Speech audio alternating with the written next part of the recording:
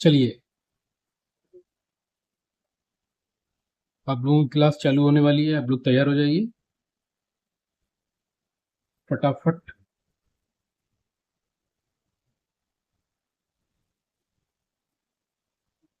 पहली जो क्लास थी वो प्लेटो कंप्लीट हो गई थी, और आज ये क्लास जो है वो आपकी, यहाँ से देख लीजिए, राजनीति विज्ञान सुपर क्विज अभ्यास सेट, अरस्तु का विशेष दार्शनिक और राजनीतिक अध्ययन, UGC net, JRF, PGC, assistant professor दोनों के लिए।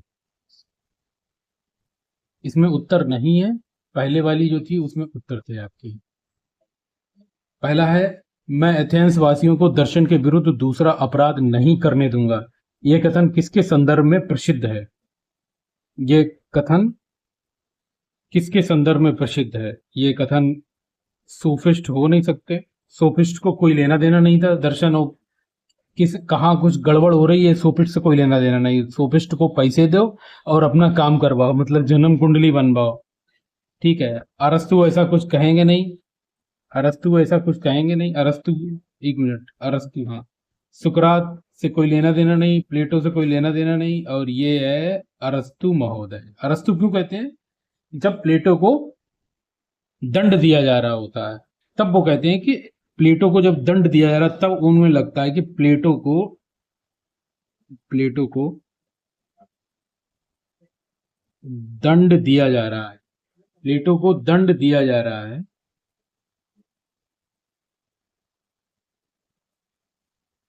तब उन्हें लगता है कि एथेंस वासियों को मैं दूसरा अपराध नहीं करने दूंगा। ये बात अरस्तु महोदय की है। बहुत इंपॉर्टेंट क्वेश्चन है, ऐसे प्रश्न आपको बार बार नहीं मिलेंगे। अगला प्रश्न, किसे प्रथम राजनीतिक वैज्ञानिक कहा जाता है जिसका मुख्य आधार संविधानों का वर्गीकरण था, राजनीति को दर्शन शास्त्र से पृथक करना? इसमें देखो, ये बात मैक्सी ने कही है। ये बात किसने कही है? ये बात मैक्सी ने कही है अरस्तु के विषय में। अब सवाल इस बात का है, किसी ने आपसे पूछ दिया कि अरस्तु को प्रथम राजनीतिक वैज्ञानिक क्यों माना जाता है, तो उसके दो कारण हैं। उसके दो कारण हैं। पहला कारण है संविधानों का वर्गीकरण। संविधानों का वर्गीकरण।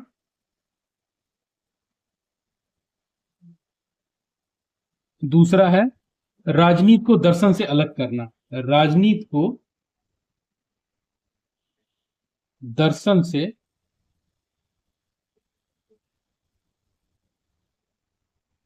अलग करना। ये दो कारण थे जिसकी वजह से ये राजनीतिक वैज्ञानिक कहलाया। ये बात मैक्सी महोदय ने कही है। तो इसमें दो चीजें निकल के आएंगी। ये बात किसने कही है? मैक्सी ने। उसका कारण है, उसको वैज्ञानिक क्यों कहा जाता है, तो दो चीजें हैं, संविधानों का वर्गीकरण और राजनीति को दर्शन से अलग किया। सबसे पहले राजनीति को दर्शन से अलग किया मैकियावेली ने, सबसे पहले नहीं, अरस्तु ने सबसे पहले अलग किया। चलिए अगला प्रश्न,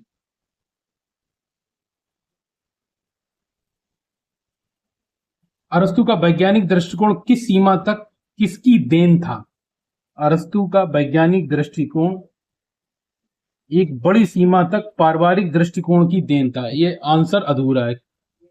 किस सीमा तक अरस्तु का वैज्ञानिक दृष्टिकोण किस सीमा तक किसकी देन, और किस सीमा तक पारिवारिक दृष्टिकोण की देन था?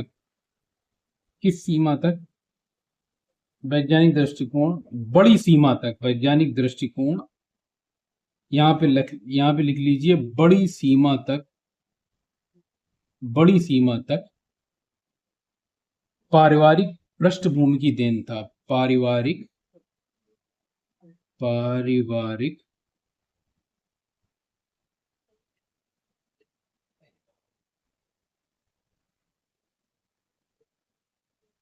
पृष्ठभूमि की देन था। ये बात किसने कही है? ये बात बारकर महोदय ने की है। चलिए अगला प्रश्न, तुलनात्मक राजनीति और संविधान का पिता किसे माना जाता है? तुलनात्मक राजनीति और संविधान का पिता, डायसी तो कानून के प्रवक्ता बोले जाते हैं, प्लेटो आदर्शवाद दर्शन की फिलॉसफी दी है, मॉन्टेस्क्यू ने शक्ति पृथक्करण का सिद्धांत दिया है अरस्तु, संविधानों का वर्गीकरण करने के कारण। संविधानों का वर्गीकरण, संविधान का वर्गीकरण किया और उसका तुलनात्मक अध्ययन किया। संविधान का वर्गीकरण,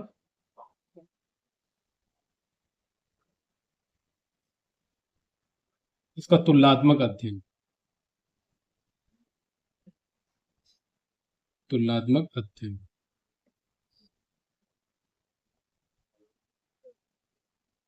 ये चीजें ज्यादा जरूरी है कि मतलब क्यों उसको कहा जाता है, यहाँ कारण बताना बहुत जरूरी है। आपको हर प्रश्न का कारण मालूम होगा तो आप कभी भूलेंगे नहीं। चलिए अगला प्रश्न। अरस्तु की प्रसिद्ध पुस्तक द कॉन्स्टिट्यूशन में किसका वर्णन है? अरस्तु की प्रसिद्ध पुस्तक द कॉन्स्टिट्यूशन में किसका वर्णन है?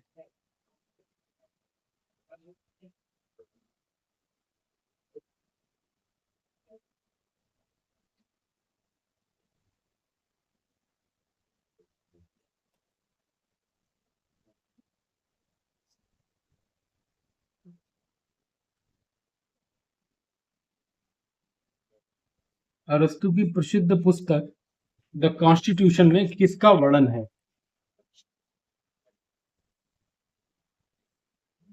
चलिए बताइए फटाफट।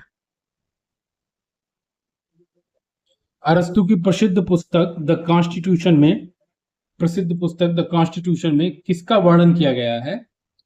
दो चीजों का वर्णन किया गया है। एक तो 158 नगर राज्यों की शासन प्रणालियों का तुलनात्मक अध्ययन किया गया है, और क्रांति को कैसे रोका जाए, ये बहुत इंपॉर्टेंट है, समझ जाइए।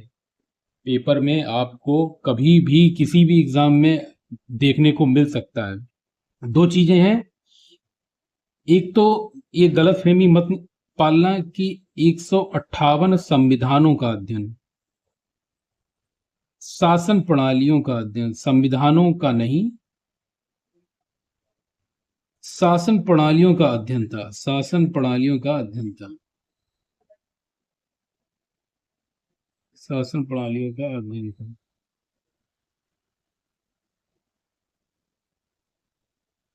पिछले वाले उसमें मैंने ये पढ़ाया है, संविधानवाद का पिता, जब उसने शासन प्रणाली निकाली और कौन सी शासन प्रणाली बेटर होनी चाहिए, तो वहां से शब्द निकला संविधान। ठीक है,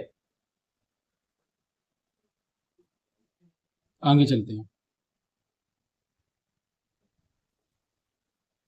अरस्तु, अगला प्रश्न है,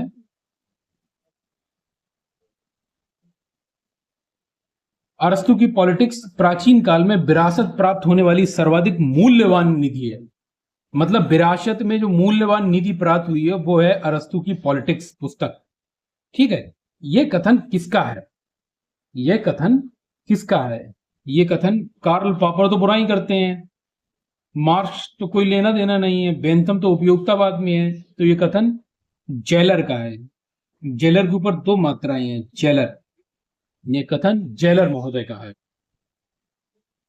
ये काट लीजिए। अगला प्रश्न, पॉलिटिक्स में कुछ विशेष नया नहीं है, जैसे मैग्ना कार्टा का उद्देश्य भी कुछ नया लिखने का नहीं था, यह कथन किसका है? मतलब यहाँ पॉलिटिक्स जो पुस्तक है उसकी बुराई करी गई है, यहाँ पर आलोचना की गई है, उसको मैग्ना कार्टा से जोड़कर मैग्ना कार्टा को कम आंका गया है। ये बात किसने कही है? ये वारकर महोदय ने कही है, न सेवाइन ने, कार्ल डाइस ने, न डाइसी ने। डाइसी कानून की बात करते हैं, कानून का प्रवक्ता है सेवाइन, और ये नहीं है, वारकर महोदय ने ये बात कही है। अगला प्रश्न, किसने कहा है अरस्तु ने जन हिस्सेदारी स्वीकारी है और संवैधानिक शासन को एक रियासत नहीं एक आदर्श गुण माना है? संवैधानिक शासन को एक रियासत नहीं एक आदर्श गुण माना है, ये बात किसने कही है? मैक्सी ने नहीं कही है, गिलक्राइस्ट ने नहीं कही है, मैकलबेन ने नहीं कही है, सेवाइन ने कही है ये बात। अरस्तु ने जन हिस्सेदारी को स्वीकार किया है, लोगों की भागीदारी को, और संवैधानिक शासन को एक रियासत नहीं एक आदर्श गुण माना है, एक वर्चू माना है, ये सेवाइन ने बात कही है। अगला प्रश्न,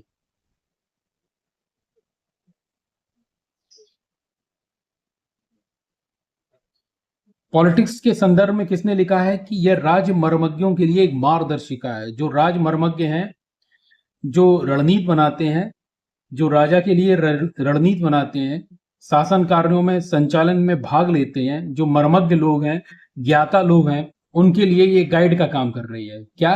पॉलिटिक्स, ये किताब। ये बात किसने की है? ये बात ये हादस लिखा है, ये हॉब्स कर लीजिए यहाँ, हॉब्स। ये बात किसने की गई है? हॉब्स ने नहीं की है, मार्श ने नहीं, सेवाइन ने नहीं, एम.बी. फोस्टर ने। ये बात एम.बी. फोस्टर ने कही है। अरस्तु आदर्श राज्य पर पुस्तक नहीं लिखता बल्कि राज्यों के आदर्शों पर पुस्तक लिखता है। यह कथन किसका है? वह कई राज्यों का तुलनात्मक अध्ययन करने के बाद वह अपनी पुस्तक लिखता है। तो ये बात किसने कही है? मैकलवेन ने नहीं कही है, मैक्सी ने नहीं कही है, सोफिस्ट का कोई लेना देना नहीं है, प्रोफेसर सेवाइन ये बात कह रहे हैं कि प्लेटो आदर्श राज्य पर पुस्तक नहीं लिखता है बल्कि राज्यों के आदर्शों पर पुस्तक लिखता है, कि राज्य कैसे आदर्श होने चाहिए उनके ऊपर पुस्तक लिखता है, राज्यों के आदर्शों पर पुस्तक लिखता है। ये बात सेवाइन महोदय कहते हैं। अगला प्रश्न है, पुस्तक पॉलिटिक्स को राजनीतिक दर्शन के गौरव में भ्रमपूर्ण कृति किसने कहा है? जो पॉलिटिक्स है वो राजनीतिक दर्शन की भ्रमपूर्ण कृति है, मतलब भ्रम फैलाने वाली कृति है। ये बात कौन कह रहा है? गैस करिए।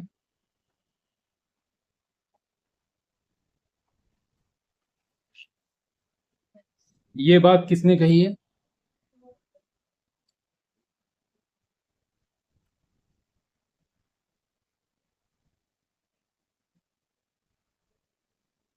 ये बात फोस्टर ने कही है? नहीं। केनी ने कही? नहीं।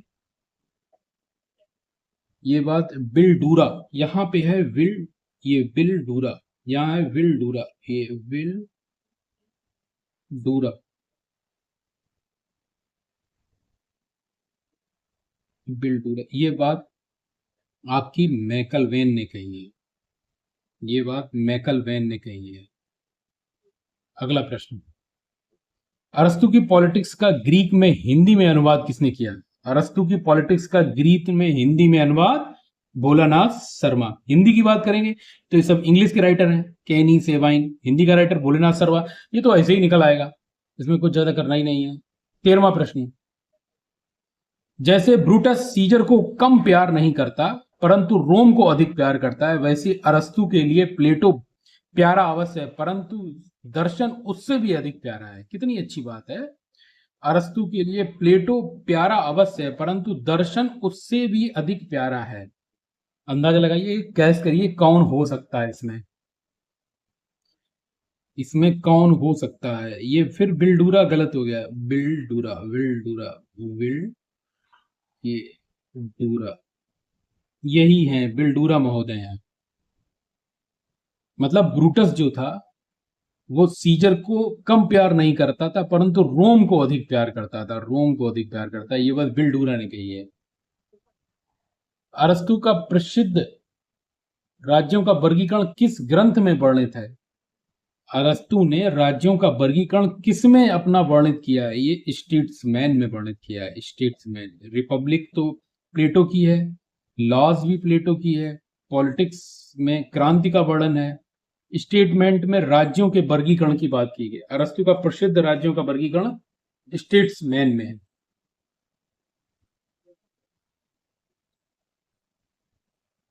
अगला प्रश्न,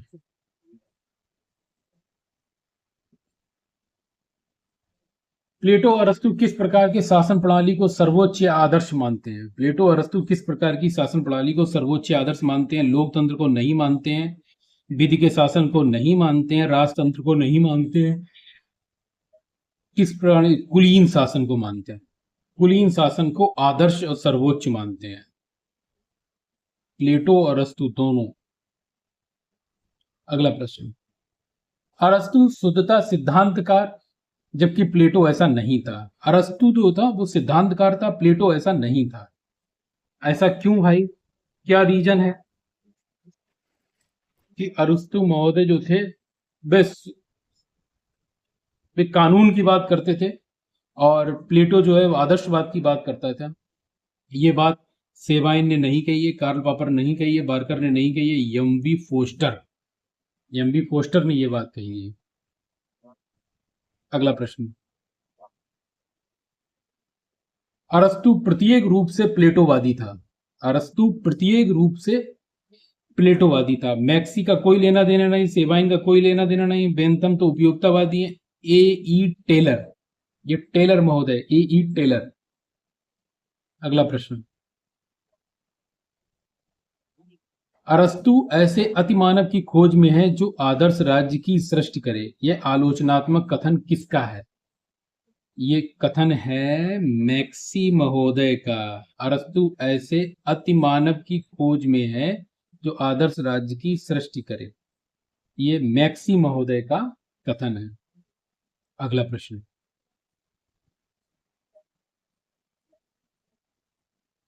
अरस्तु की स्वोद्देश्यात्मक पद्धति टेलियोलॉजिकल पद्धति के अंतर्गत क्या सम्मिलित है? अरस्तु का जो उद्देश्यात्मक स्व उद्देश्य टेलियोलॉजिकल टेलियोलॉजिकल पद्धति के अंतर्गत क्या सम्मिलित है? ये बहुत इंपॉर्टेंट प्रश्न है। ये आपका बहुत इंपॉर्टेंट प्रश्न है। ये मान लीजिए, ये बहुत इंपॉर्टेंट प्रश्न है।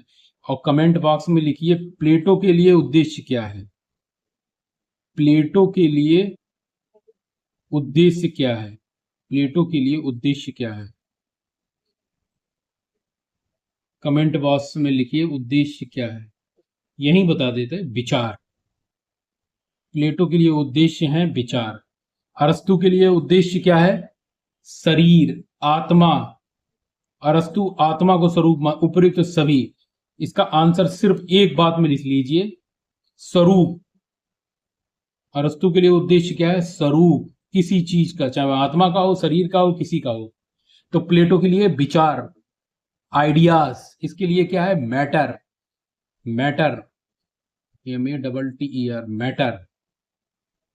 अगला प्रश्न, अरस्तु के अनुसार ज्ञान की श्रेणी कौन सी है? अरस्तु के अनुसार ज्ञान की श्रेणियां कौन सी हैं? अरस्तु के अनुसार ज्ञान की श्रेणियां कौन सी हैं? अरस्तु के अनुसार ज्ञान की श्रेणियां हैं सैद्धांतिक, उत्पादक, व्यवहारिक। थ्योरिया, पॉइसिस, प्रैक्सिस, प्रैक्टिकल। तो थ्योरिया सिद्धांत, उत्पादक, पॉइसिस व्यवहारिक, प्रैक्सिस प्रैक्टिकल, डूइंग। उपयुक्त सभी हैं। ज्ञान की 3 श्रेणियां बताई हैं, सैद्धांतिक, उत्पादक और व्यवहारिक। अगला प्रश्न, किसने राजनीति को सद्गुण का विज्ञान माना? किसने राजनीति को सद्गुण का विज्ञान माना? अरस्तु। सद्गुण का विज्ञान माना अरस्तु। इंपॉर्टेंट, बहुत इंपॉर्टेंट, बहुत इंपॉर्टेंट। ये भी प्रश्न बहुत इंपॉर्टेंट। इससे ऊपर वाला जो था वो भी बहुत इंपॉर्टेंट। ये भी, क्या उसने माना, ये भी बहुत इंपॉर्टेंट है। अरस्तु के राज्य की प्रमुख विशेषता क्या है? अरस्तु के राज्य की प्रमुख विशेषता क्या है? आंगिक, बिल्कुल अंग के रूप में माना, शरीर के रूप में। राज्य का निर्माण व विकास, परिवार, ग्राम और ग्राम से राज्य। बिल्कुल, परिवार से ग्राम, ग्राम से राज्य। बिल्कुल सही है। उद्देश्य पूर्ण आत्मनिर्भर जीवन की प्राप्ति। बिल्कुल सही है। उपयुक्त सभी, उपयुक्त सभी सही है। इसने अंग के रूप में माना राज्य को, जैसे शरीर के अंग होते हैं वैसे राज्य के अंग होते हैं। राज्य का निर्माण व विकास, राज्य का निर्माण, राज्य का क्या हुआ है? राज्य का विकास हुआ है। निर्माण से विकास हुआ है, किसी ने अचानक खड़ा नहीं किया है। उसका उद्देश्य क्या है? पूर्ण व आत्मनिर्भर जीवन की प्राप्ति। उपयुक्त सभी सही है इसमें। अगला प्रश्न, अरस्तु ने किस पुस्तक में कहा है मनुष्य एक सामाजिक और राजनीतिक प्राणी है? ये बहुत इंपॉर्टेंट है, आप लोग गैस करके बताइए फटाफट। मनुष्य एक राजनीतिक प्रणाली है, ये तो अरस्तु ने कहा। ये बात तो अरस्तु ने कही, ये सभी को मालूम है। ये कक्षा 8 के बच्चे को भी मालूम है। लेकिन ये बात किस पुस्तक में कही गई है? ये किस पुस्तक में कही गई है? बात ये है। चलिए गैस करिए फटाफट, ये बात किस पुस्तक में कही गई है?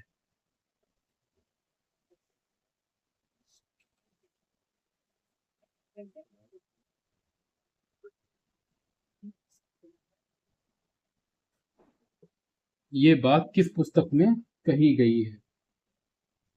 मनुष्य एक सामने, ये बात इथिक्स में कही गई है, पॉलिटिक्स में नहीं कही गई है। रिपब्लिक तो इनका है ही नहीं, रिपब्लिक तो इनका है ही नहीं, ये तो प्लेटो का है। पॉलिटिक्स में क्रांति की बात कही गई, लॉज में कानून, लॉज में तो ये तो प्लेटो का है। तो इथिक्स, इथिक्स, इथिक्स, इथिक्स याद करिए, इथिक्स मनुष्य एक सामाजिक प्रणाली है। इथिक्स। आत्मनिर्भरता चरम लक्ष्य भी है और परम कल्याण भी। ये किसका विचार है? आत्मनिर्भरता चरम लक्ष्य भी है, परम कल्याण भी है। ये सुकरात है नहीं, मार्क्स से कोई लेना देना नहीं, प्लेटो अरस्तु में से है। ये कथन जाता है अरस्तु। अरस्तु क्या कहता है कि राज्य का लक्ष्य है पूर्ण व आत्मनिर्भर जीवन की प्राप्ति। राज्य का क्या लक्ष्य है? पूर्ण व आत्मनिर्भर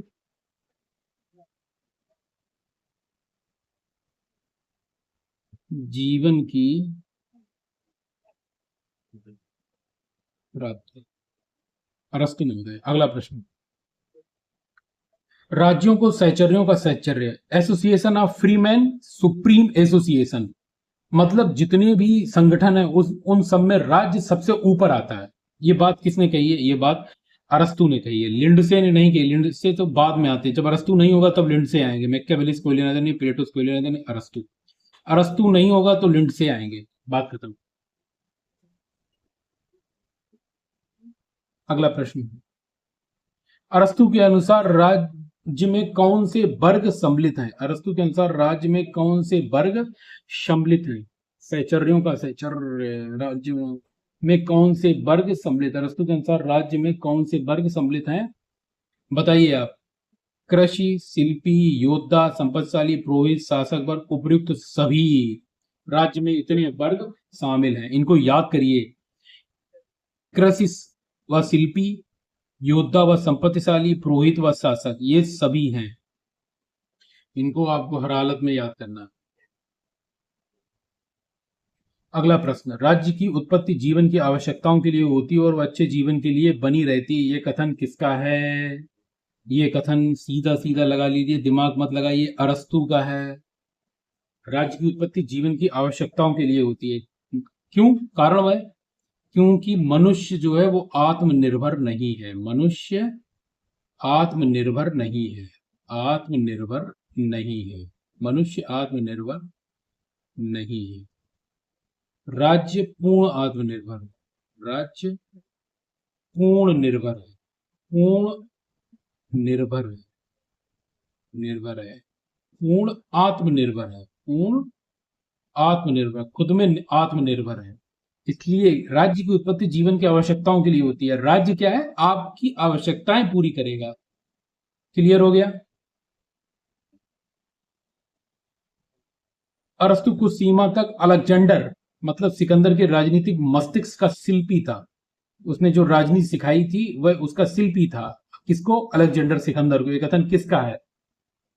जल्दी से बताइए, ये कथन किसका है? बहुत इंपॉर्टेंट है।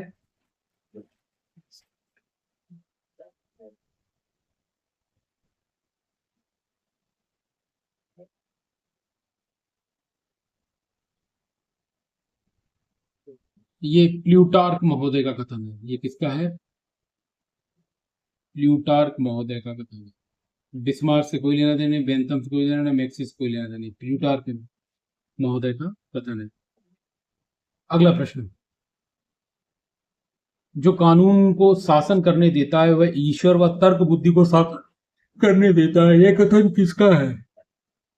जो कानून को शासन करने देता है वो कुछ सीमा तक तर्क बुद्धि को शासन करने देता है। ये कथन अरस्तु का है। अरस्तु ये बात कहते हैं।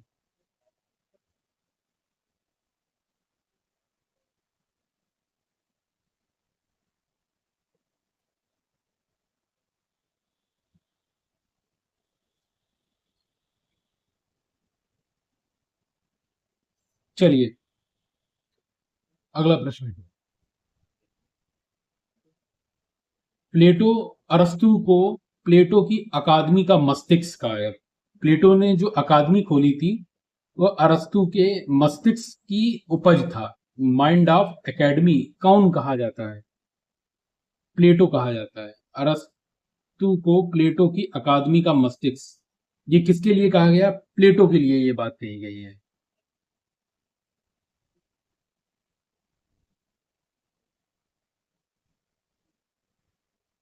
अगला प्रश्न देखिए, ये 30 प्रश्न आपके यहां तक हो गए। अगला जो 31 प्रश्न होगा, ये आपका यहां पे लिख लीजिए पार्ट 1। पार्ट वन में कौन से प्रश्न आपको ऐसे लगे जो सही नहीं है, उन पर अपनी राय जरूर व्यक्त करें, या आपको लग रहा है कि इसका आंसर ये होना चाहिए तो अपनी राय जरूर व्यक्त करें।